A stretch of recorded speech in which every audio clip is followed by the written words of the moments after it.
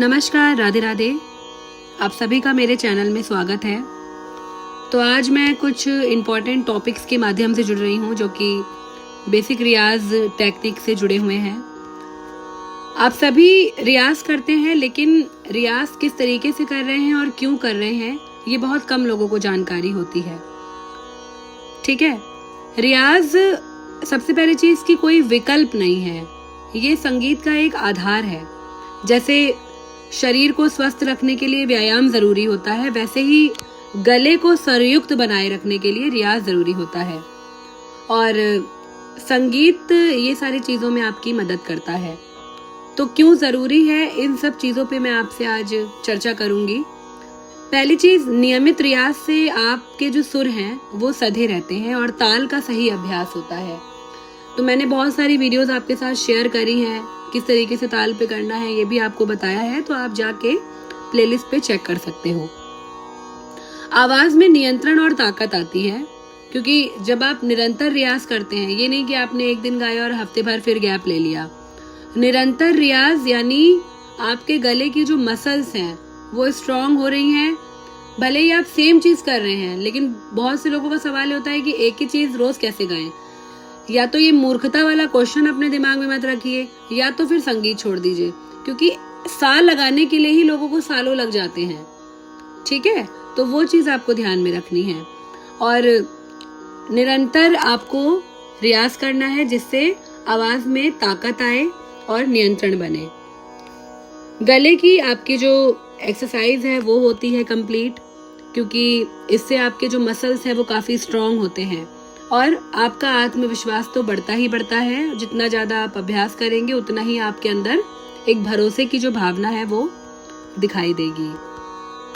तो ये सब कुछ गहन बातें हैं। अच्छा, एक चीज ये है कि आप जब सीख रहे हैं संगीत या जब भी आप रियाज कर रहे हैं, तो कभी कभी आप गाते हैं तो आपके जो स्वर होते होंगे वो थोड़े डगमगाते होंगे।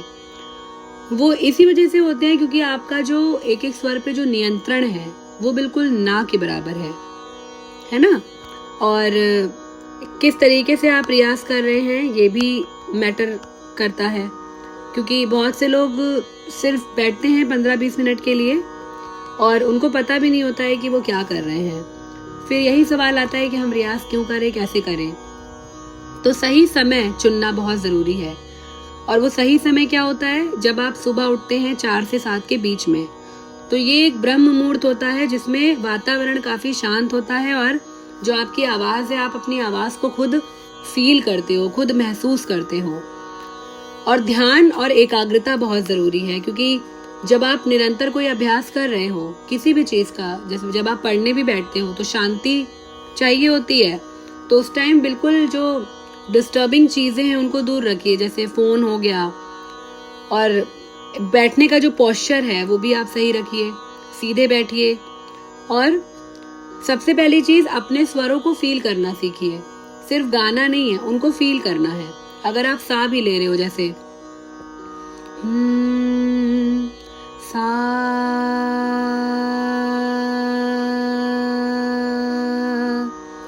सा,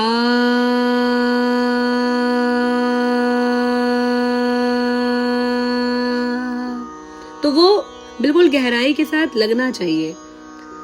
दूसरी चीज, आप जिस भी पैमाने पे आप रियाज कर रहे हैं तो आपका जो टोनिंग है वो तानपुरे के साथ बिल्कुल परफेक्ट मैच होना चाहिए, क्योंकि अपने सा को पहचानो। आपका जो सा है जिस भी स्केल में बज रहा है उस पे आपका वो प्रॉपर लग रहा है या नहीं। बहुत से लोग क्या करेंगे, स्केल जो भी चल रहा हो, जैसे अभी जो भी लगा है तो उसमें सा सा, और उनको पता भी नहीं चल रहा है कि वो गलत गा रहा है। तो ये समझना बहुत जरूरी है। और फिर ये समझ में कैसे आएगा, ये निरंतर रियाज से आएगा। आप खुद समझने लग जाओगे कि हाँ, मेरा कौन सा स्वर गड़बड़ हो रहा है। और फिर धीरे धीरे अपने बेसिक अलंकारों पे आप पकड़ डालना शुरू करिए, क्योंकि अलंकार बहुत अहम हिस्सा होता है। और जब आप मॉर्निंग रियाज कर रहे हैं तो नीचे के स्वर होते हैं, जैसे सा नी, सा नी धा, सा नी धा पा, सा नी धा पा मा, सा नि धा पा मा गा, सा नि धा पा मा गा रे, सा नि धा पा मा गा रे सा। तो देखिए इतना एकदम नीचे जाना बहुत मुश्किल होता है, लेकिन फिर भी आप ट्राई करिए, एटलीस्ट गा तक तो जाइए ही।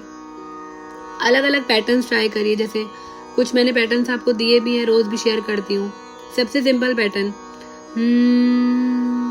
सारे सारे गा रे गा मा गा मा गा मा बा मा बा मा दा बा दा बा दा नी दा नी दा नी सा, सा नी दा नी दा नी दा नी दा बा दा बा दा बा मा बा मा मा गा मा गा रे सा, है ना।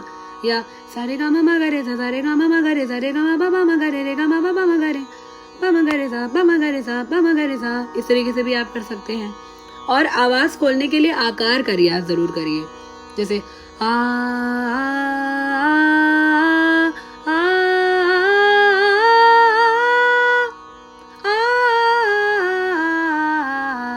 तो वो प्रॉपर जो टाइमिंग है वो बिल्कुल फिट बैठे। और अगर आपके पास कुछ रागे हैं या बंदिशें हैं, उनका भी आप अभ्यास कर सकते हैं, लेकिन प्रॉपर उसमें टाइम दीजिए। अब देखिए लोग पूछते हैं टाइम कितना दे, मेरे लिए तो म्यूजिक जीवन है मेरा, और ये मेरे साथ आया है जाएगा। तो मैं तो यही कहती हूँ कि जब भी मौका मिले तब गा लो। मतलब म्यूजिक का जो सेक्शन है वो दिमाग से हटना ही क्यों है। अगर आप इसको ज्वाइन किए हो तो वो सोच समझ के किए हो, तो फिर ये कैसे हो सकता है कि आपने 1 घंटा इसके लिए निकाला है। इसको तो 10 घंटे भी आप कर लोगे कम है, लेकिन सही रियाज कर रहे तो शायद 1 घंटा भी आपके वैल्यूएबल हो, समझे। और सांस पे कंट्रोलिंग बहुत चाहिए, क्योंकि जब आप ब्रीथिंग टेक्निक यूज करते हैं, एक एक स्वर पे आप 20 से 30 सेकंड तक रुक रहे हैं, तो उससे आपकी जो पकड़ है सांस पे वो बहुत ज्यादा इंपॉर्टेंट होती है। और खुद को रिकॉर्ड करके सुनना सीखिए। सबको अपनी आवाज बहुत गंदी लगती है, लेकिन जब आपको जिस दिन अपनी आवाज थोड़ी बहुत ठीक लगने लगे, यानी कि वो जो अचीवमेंट है वो आपको याद आएगा कि हाँ आपने कुछ किया है। तो ये सब कुछ टिप्स हैं आपके लिए, और आशा करती हूँ कि आपको पसंद आएंगे। और बाकी अगर वीडियो पसंद आए तो आप लाइक शेयर कमेंट जरूर करिएगा। और दूसरी चीज सबसे महत्वपूर्ण, आप अगर वीडियो सुन रहे हैं तो ये लाइन जरूर सुनिएगा, अपने गुरु पे विश्वास रखिए।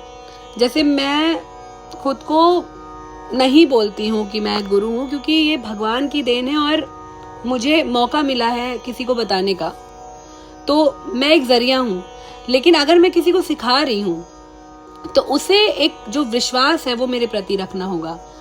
डेली में मुझे बहुत सारे कॉल्स आते हैं, बहुत सारे मैसेजेस आते हैं कि मैम मुझे सीखना है, पर जैसे आप एक विद्यार्थी हो, आप सामने वाले से एक ऊर्जा ले रहे हो ना कि टीचर कैसा होगा और हमें किस तरीके से ये सिखाएगा, वो भावना जो मिल रही है। तो गुरु डांटेगा भी, लेकिन आपके फायदे के लिए। लेकिन अगर आपको वो बुरा लग रहा है तो आप फिर मत सीखिए। तो अब मेरे साथ अभी तक तो कुछ ऐसी नहीं चीजें हुई हैं कि मुझे डिसरिस्पेक्ट मिले या कुछ भी, लेकिन समटाइम्स जो मूर्ख हैं, जिन्हें संगीत के बारे में नहीं पता और वो नए नवेले होते हैं और स्टार्टिंग में आ जाते हैं कि हाँ मुझे ज्वाइन करना है, लेकिन बाद में उनको प्रॉब्लम हो जाती है कि वो, क्योंकि पेशेंस नहीं रहता है उनके अंदर, तो मैं इस चीज को बहुत अवॉइड करती हूँ। और फिर वो ब्लेम करते हैं चीजों पे, क्योंकि वो खुद नहीं कर पाते हैं। तो इन सब चीजों से आप लोग दूर रहिए, क्योंकि जब तक आपका विश्वास नहीं है तब तक आप जीवन में कुछ नहीं ले पाएंगे, है ना। तो खुद पे विश्वास और कंसिस्टेंसी इज वेरी इंपॉर्टेंट। तो इन सब बातों का ध्यान रखिए, बाकी अच्छे से अभ्यास करें। धन्यवाद। अगर आपको वीडियो पसंद आए तो आप लाइक शेयर कमेंट ज़रूर कर सकते हैं, और आप हमारे चैनल को सब्सक्राइब भी कर सकते हैं। बाकी क्लासेस से रिगार्डिंग अगर आपको इंक्वायरी करनी है तो दिए हुए नंबर पे आप कांटेक्ट कर सकते हैं, मेरी बात हो जाएगी। धन्यवाद।